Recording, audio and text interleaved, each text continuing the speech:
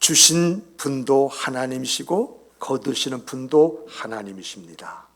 여러분, 이 고백 어떻게 생각하세요?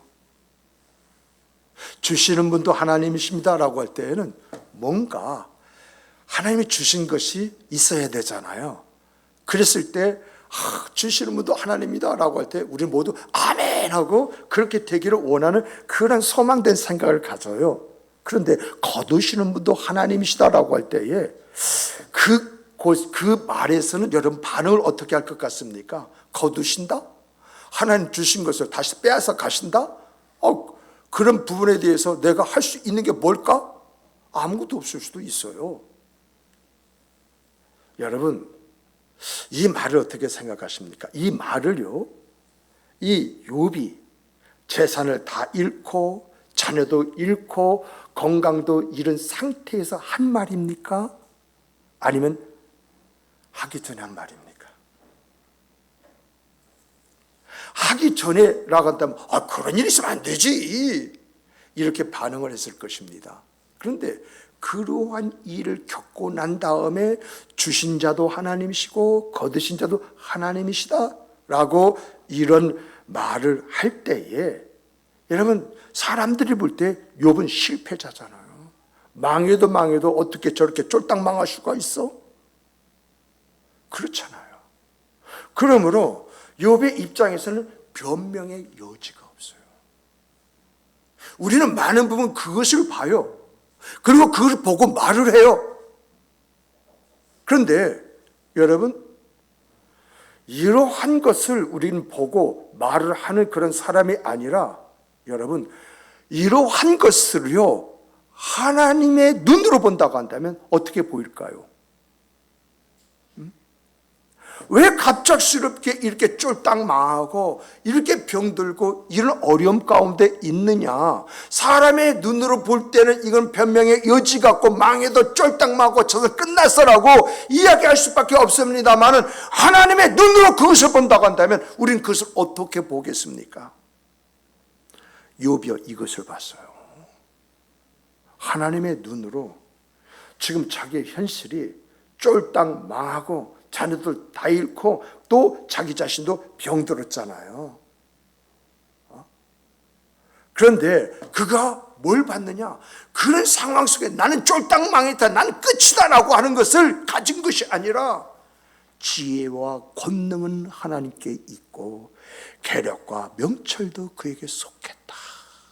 이런 그 말을 딱 하면서요, 하나님의 눈으로 보고 그 모든 자기의 형편과 자기가 가진 환경을 해석해 나갑니다. 그러므로 이런 고백은 탄식이 아니라요, 모든 주권이 누구에게 있냐? 하나님에게 있다라고 하는 고백이에요. 하나님의 주권 속에 되어진 일이라는 것입니다. 그래서 내가 흥하고 망하는 것도 하나님의 손에서 하나님이 하신 일이지 내가 망하고 싶어서 망하고 내가 흥하고 싶어서 흥한 것이 아니다라고 하는 거예요. 그가요 또 뭐라고 이야기하냐면요, 그가요 허물면 다시 세울 수가 없고 사람이 가두시면 놓을 수가 없느니라고 이렇게 말을 해요.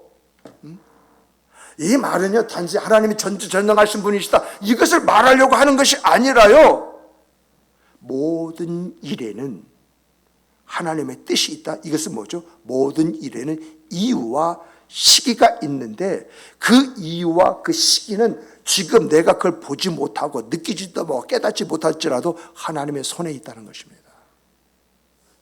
이게 뭐예요? 하나님의 주권을 온전히 인정하는 그의 믿음이잖아요. 어쩌면 하나님께서 이걸 보시기를 원하신 건 아닐까요?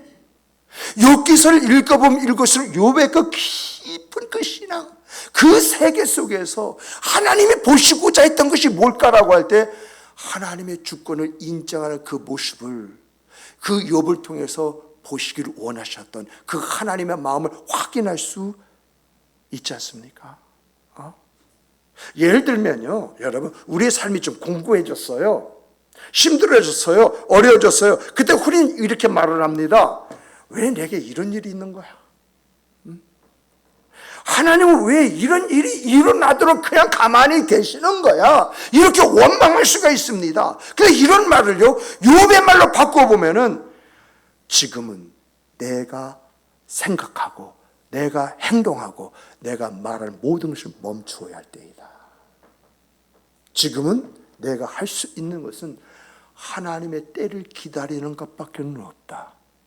여러분, 하나님께서는요, 때로는 우리의 길을 막을 수가 있어요. 근데 그 막는 것이요, 나를 보호하고 지키기 위한 거예요. 만약 내 생각대로 그렇게 됐다 망하잖아요? 망하면 끝이에요. 제가 이런 일이 하나 있었어요. 사법고시 이렇게 패스해가지고 성적 순위로 판사, 검사, 변호사 나누잖아요. 검사예요. 초임 검사예요. 그런데 이 사람이 이제 여러 가지 업적을 쌓고 하는 그런 가운데에 진급을 했네요. 그래서 이제는 뭔가 밑에 이제 다른 검사들도 있고 그런 가운데에 이렇게 지냈어요. 잘 나가는 사람이 쉽게 말하면 된 거예요. 그런데 또 더 나가서 승진 캐스에서 이 사람이 승진을 기대하는 그런 상황 속에 놓여 있었어요. 그런데요, 그 사람은 제가 알고 있는 바, 제가 섬겼던 교회에서요, 성경 공부도 같이 했었고요. 그리고 더 나가서 조금 믿음이 있는 그런 사람이에요. 그런데 이 사람이 그 승진에서 누락이 돼버렸네. 기분이 참 나쁘죠. 힘들죠. 그런데 내가 볼 때에도 이 사람의 말을 근거하면 승진이 될 사람이야. 근데요, 그 누락이 그 속에 하나님의 역사가 있었던 거예요. 왜요? 여러분, 검찰의 조직은 명령의 체계예요. 그 위에 있는 그러한 검사가 시키면 밑에 있는 사람이 이제 그냥 해야 돼요. 근데 중요한 것은요, 무슨 문제가 딱 떨어지잖아요. 그 책임은 누가요? 그걸 실행하는 그러한 검사가 책임을 져야 되는 거예요. 그 당시에는 그랬어요. 그런데 이분이 승진해야 되는데 승진을 하지 못했다라고 하는 그것이 그 사람이 큰 문제였었고 시험거리였었고, 그래서 저에게 말을 할 때에 퉁명스러운 그런 말도 했었어요. 그런데 좀 지켜보십시다. 하나님의 뜻은 반드시 있지 않겠소? 근데 그게 위로가 됐을까요? 그 말 때문에 또 한 마디 듣기는 했습니다. 그런데 어느 날 이분이 탁 와서, 목사님 감사해요. 감사해요. 왜요? 승진한 그 사람이 뭔가 이 일을 그 위에 사람부터 했는데 정권이 바뀌는 시기였었어요. 그래서 승진한 사람이 모든 책임을 다 짊어지고 검사복을 벗어야 되는 그런 문제가 일어난 거예요. 그래서 그것을 보면서 내가 저 사람 자리에 있었다고 한다면 내가 어떻게 됐을 것인가, 내가 저 사람이 되지 않을 것인가 라고 하는 생각 속에서 그는 이것이 하나님께서 나를 붙들어 주시고 나를 인도하신 방법이라는 사실을 깨달았습니다. 앞으로 내 생의 그 삶 속에 그런 일이 또 있다고 한다면 하나님 그 이후에 그 역사가 어떤 것인지 그걸 지켜보는 그런 신앙을 갖겠습니다. 그 말을 한번 했던 것이 기억이 납니다. 여러분, 정말 우리가 이 욥을 통해서 볼 수 있는 것이 뭡니까? 정말 내가 지금 어떤 일을 만났다라고 할 때는, 이때는 하나님께서 날 보호하시기 위해서 그 일을 주신 것이라고 한다면 나는 그 일 앞에서 멈추어야 돼요. 그것을 내가 어떤 생각 속에 더 진행했다고 한다면 그 진행이 나에게 화를 부를 수가 있는 거예요. 욥처럼요, 그러한 일을 겪었다 할지라도 욥이 가졌던 것은 지금은 기다릴 때라는 거예요. 기다릴 때. 하나님이 살아서 일하시고 역사하시고 그 하나님이 사랑의 하나님이요 그 하나님 날 통해서 일하시고 역사하시고 하나님으로 믿는다고 한다면 왜 내게 그런 일이 있느냐? 그 일 앞에서 내가 가져야 할 처신이 뭐냐? 그것은 하나님 때를 기다리는 기다림이라는 거죠. 정말 여러분 어느 것이 지혜입니까? 지식은요 아는 것이지만 지혜는 믿는 것이고요 명철은 어떻게라고 하는 방향이에요. 우리는 많은 부분에 지식은 가지고 있어요. 지혜도 가지고 있어요. 그러나 명철이 없어요.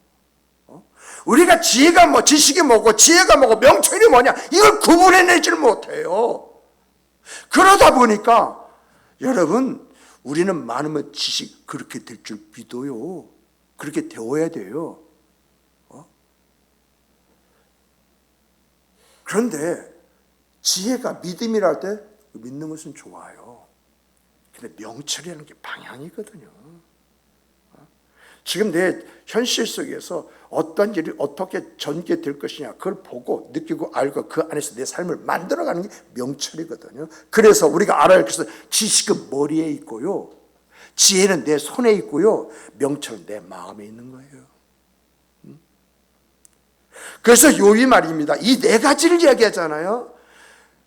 지혜, 권능, 계략, 명철. 이것을 원문에서 정확하게 보면 지식, 지혜, 계략, 그리고 명철이에요.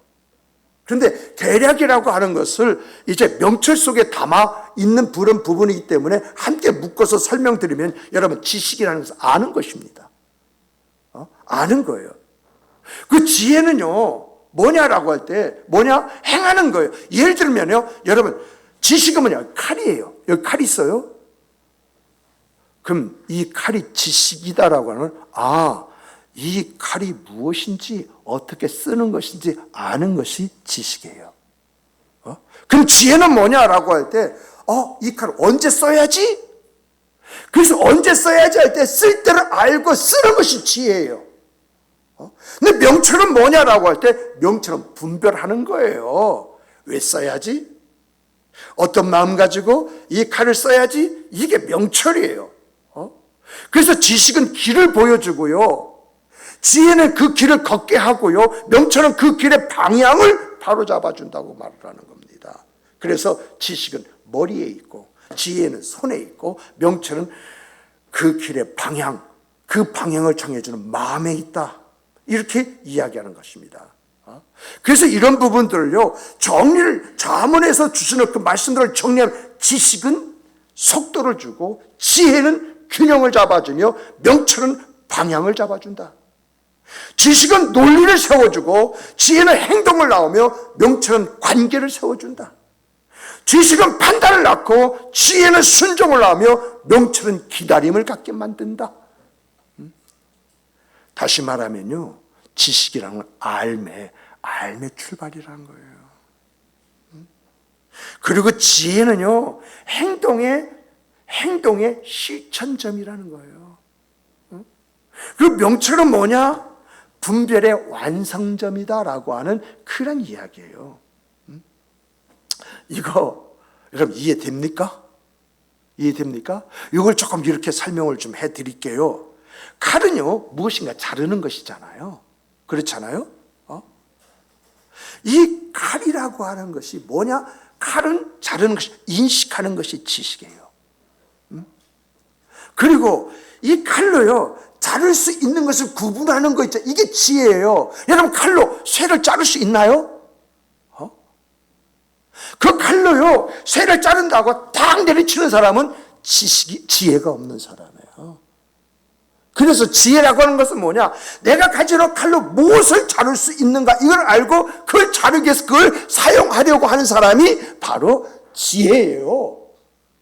근데 명철은 뭐냐라고 할 때 명철은 이런 것입니다. 여러분 나일론줄 끊어보셨어요?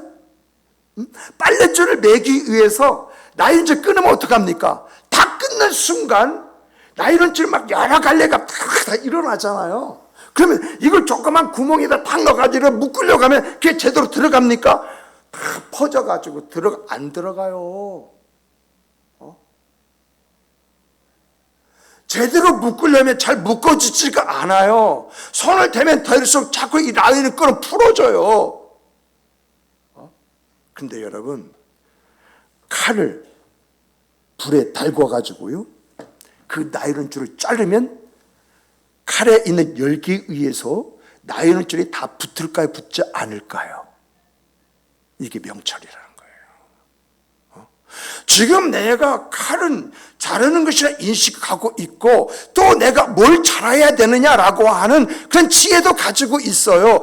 그러나 어떤 상황에 있어서는 그것을 뭔가 다루고자 했을 때에 어떻게 이 칼을 활용을 해야만이 내가 원하는 그것을 제대로 만들어낼 수가 있을 것인가? 이걸 생각하고 만들어내는 것이 명철이라는 거예요.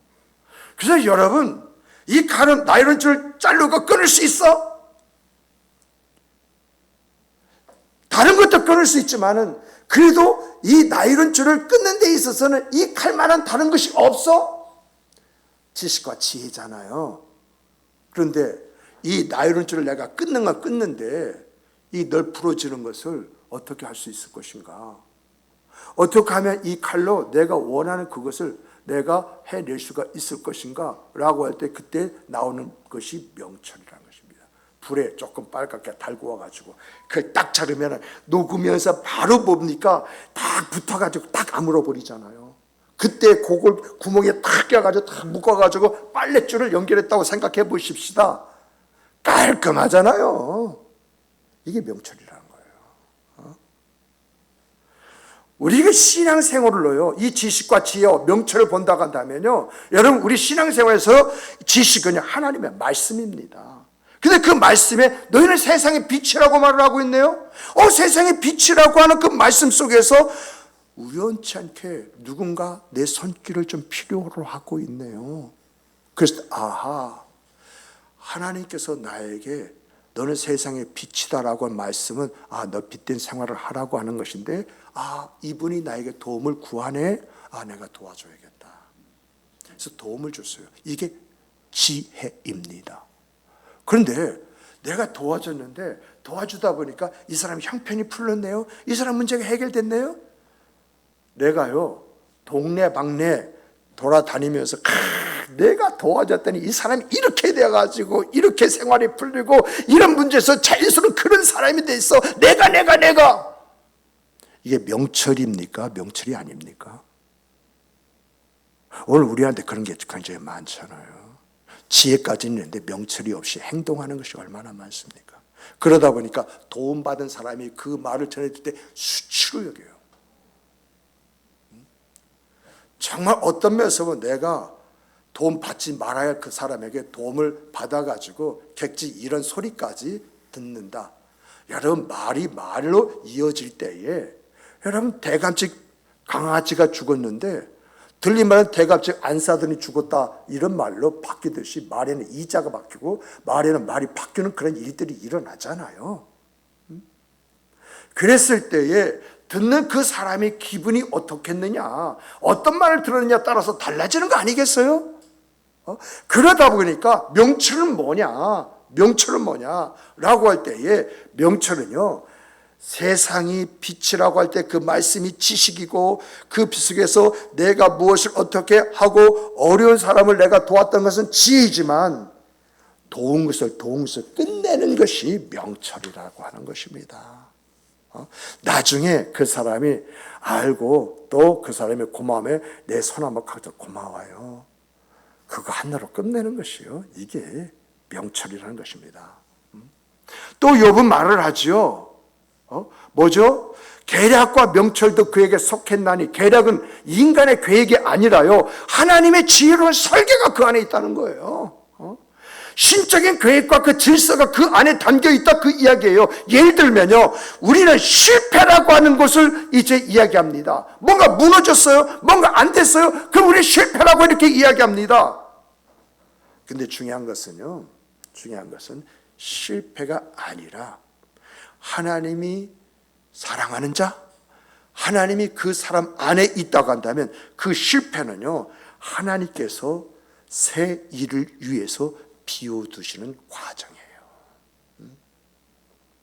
우리가 갇히는 거 있지 않습니까? 뭐가 안 돼가 꽁꽁 묶이는 거, 이거 잘못된 것으로 뭔가 형벌, 어떤 징계로 여깁니다마는 하나님은요, 그것을 나를 보호하실 울타리로 삼는다는 거예요. 생각해 보세요. 하나님은 사랑이시라고 그랬어요. 그 하나님이 어디 계세요? 내 안에 계시잖아요. 그러면 내 일거수일투족을 다 아시는 하나님이란 말입니다.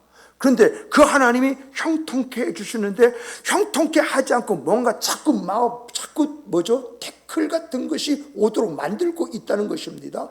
그래서 모든 일이 스톱이 된 거예요. 그런데 하나님은 사랑의 하나님이고 하나님은 날 통해서 일하시고 역사하시기를 원하셔. 내 안에 계신 하나님이라고 할 때 왜 내게 이런 일이 있느냐는 겁니다. 우리는 그것이 불만이 될 수 있습니다. 이것이 우리는 신앙이 없는 그런 쪽으로 발전될 수 있습니다. 그러나 하나님이 막으셨기에 내가 그 나름대로 지킬 수가 있는 것이고 하나님께서 그렇게 하셨기 때문에 내가 오늘 이마만큼이라도 살아가게 되는 것입니다. 여러분요, 분명하게 말을 해요. 뭐라고요? 그가 허물면 다시 세울 수가 없고 사람을 가두시면 놓을 수 없느냐. 이 말 속에는 인간의 한계와 하나님의 절대적인 주권이 함께 담겨 있는 말이에요. 그래서 문자 그대로 보고 하고 이렇게 넘어갈 말이 아니라는 것입니다. 이런 말씀에 하나님이 그렇게 하시고 한다면 인간의 힘과 능력으로 그걸 풀어쓰는 방법이 없다. 하나님이 태문을 닫으시면 인간의 의학으로 여러 가지 방법을 동원한다 할지라도 태문은 결코 열리지 않습니다. 그러나 하나님께서 열기로 작정하시면 하루아침에 임신을 하게 되어지고 자녀를 얻게 되어지는 그런 일 성경과 기독교 역사에서 얼마나 많이 있습니까? 하나님의 결정하신 것은요, 사람의 힘으로 풀려면 풀수록 어그러지게 되어 있습니다. 하나님이 결정하신 것이랄지라도요, 하나님의 마음에 감동이 사는 그걸 풀어버리십니다. 그런데 여기에 숨어있는 진리가 뭐냐라고 할 때 하나님이 허무실 때는 그냥 허무시는 것이 아니라 다시 세우시려고 허무신다는 거예요. 막으실 때에는 왜 막으시느냐라고 할 때 보호하시고 지키시려는 의도가 있는데 이 막는 것은 언젠가 반드시 풀린다는 거예요. 그래서 전도서에서 전도저자가 뭐라고 말합니까? 범사에 기한이 있고 천원만세가 때가 있나니 이렇게 말을 합니다. 이런 말을 통해서 하나님은 우리 인간의 시계로 일하시는 것이 아니라 하나님은 하나님의 시간표에 의해서 일하신다라고 하는 것을 우리에게 보여주고 있는 것입니다. 그런데 여러분, 욥은 이렇게 봤어요.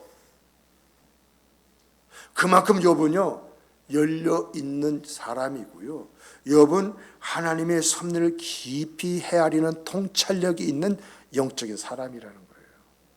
그런데 친구들은 어떻습니까? 친구들은 욥을 향해서 말을 합니다. 죄 지었으니 벌 받는 거 당연하지.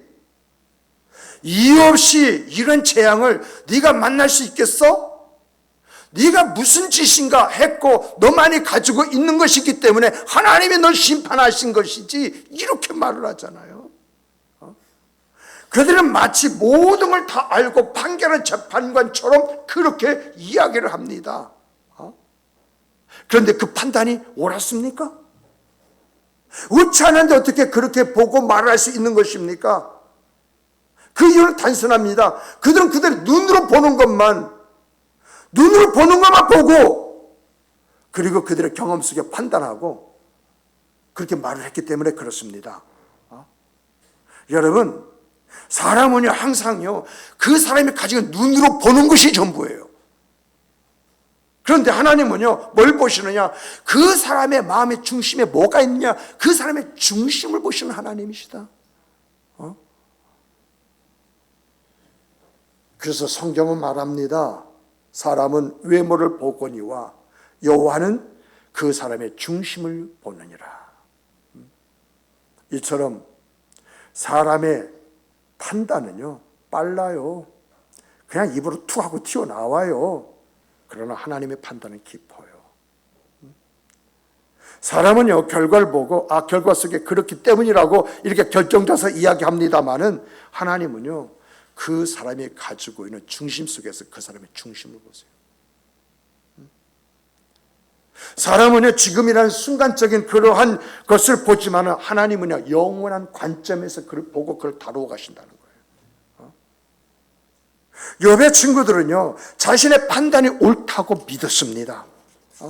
근데 그들의 옳음은요, 진리 안에서 영적 통찰력을 가지고 그걸 보는 것이 아니라 자기 확신에서 자기 말을 하는 거예요.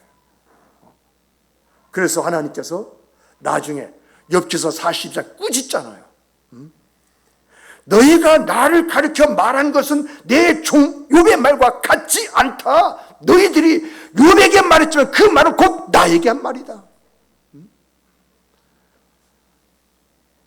이렇게 하나님께서 그들을 책망하신 것은요, 그들이 있어야 할 자리에 있지 않고 하나님의 자리에 올라가서 재판관이 되려고 했었기 때문에 그러한 책망을 들은 거예요.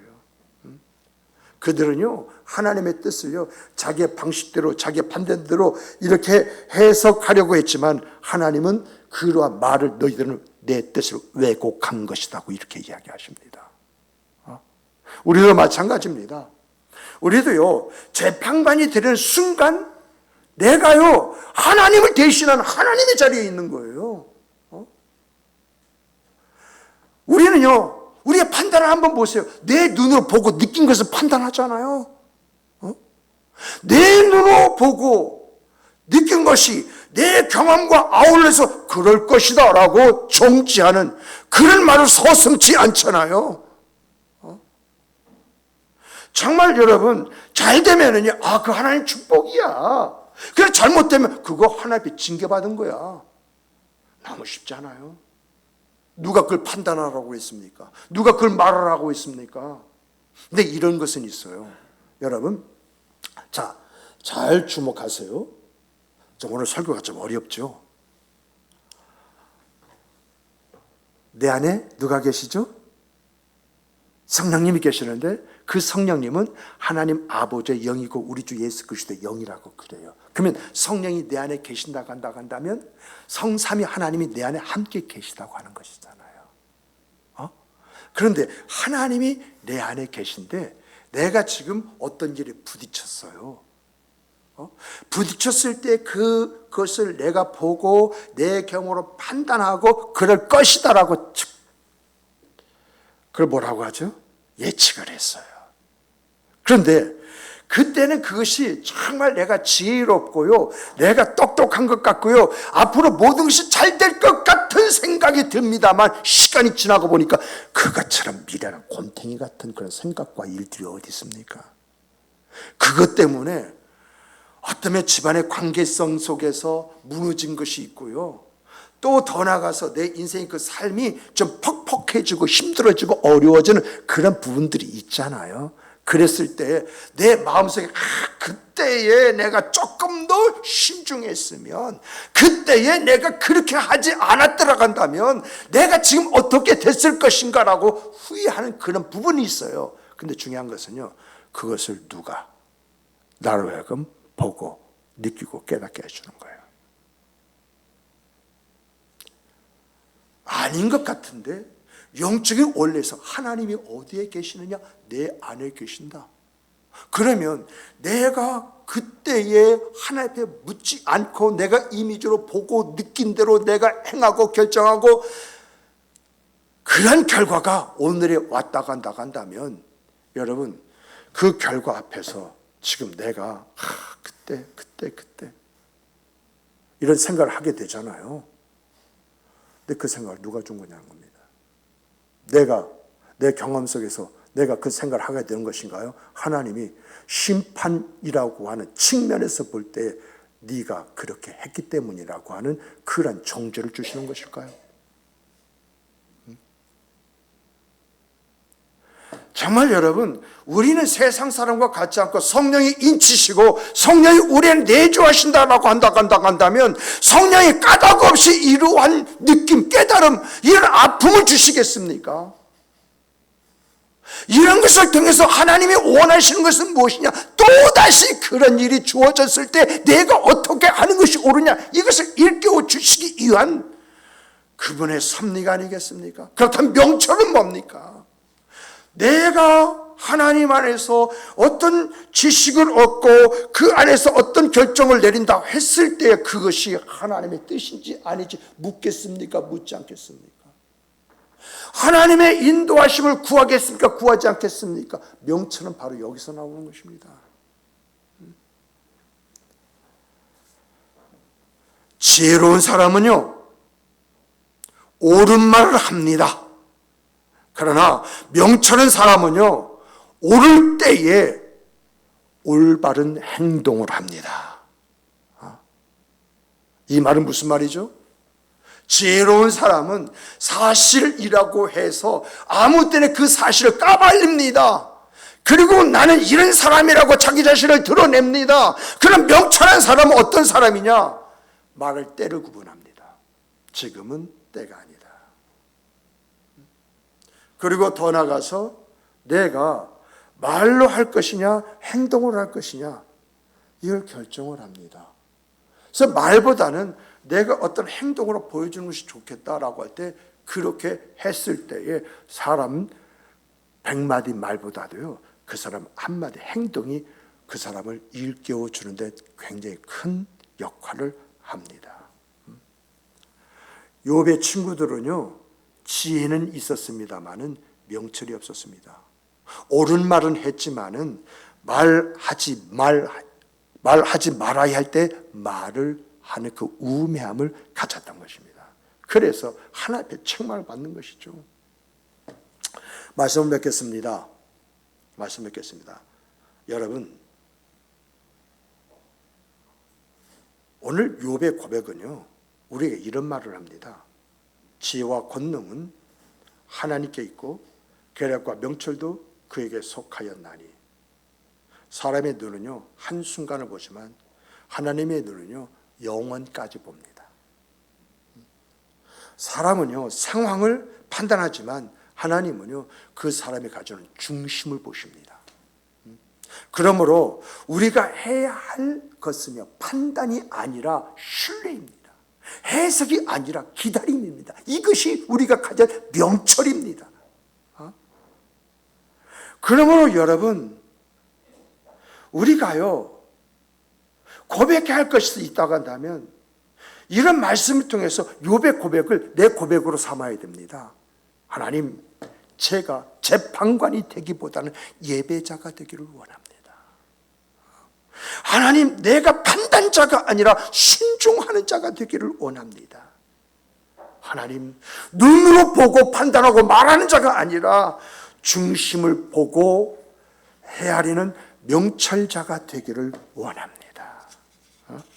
이게 우리가 해야 할 고백이고 우리가 하나님 앞에 올려드려야 할 기도의 제목과 내용이 아니겠습니까? 잊지 마십시오. 여호와를 경외하는 것이 지혜의 근본이요 거룩한 자를 아는 것이 명철이니라고 하였습니다. 사람은 눈으로 보고 판단하지만 지혜로운 사람은 하나님의 주권 앞에 멈춰 섭니다. 그 멈춤이 믿음의 시작이고 그 기다림이 명철의 완성입니다. 오늘 말씀을 요약하면 이런 말씀입니다. 지식과 지혜에서 신앙이 출발하며 명철로 그 신앙이 성숙할 뿐 아니라 하나님의 계략을 보는 신앙의 눈으로 사람의 판단이 아니라 하나님의 중심이 뭐냐? 하나님이 원하신 것을 바라보게 되어지며 재판관이 아니라 예배자의 그 자리에 섰을 때에 하나님의 역사를 기다리는 신앙의 깊이를 가질 수가 있고 하나님의 주권 앞에 서는 신앙의 완성이 저와 여러분들의 생과 삶이 되어야 한다는 것입니다.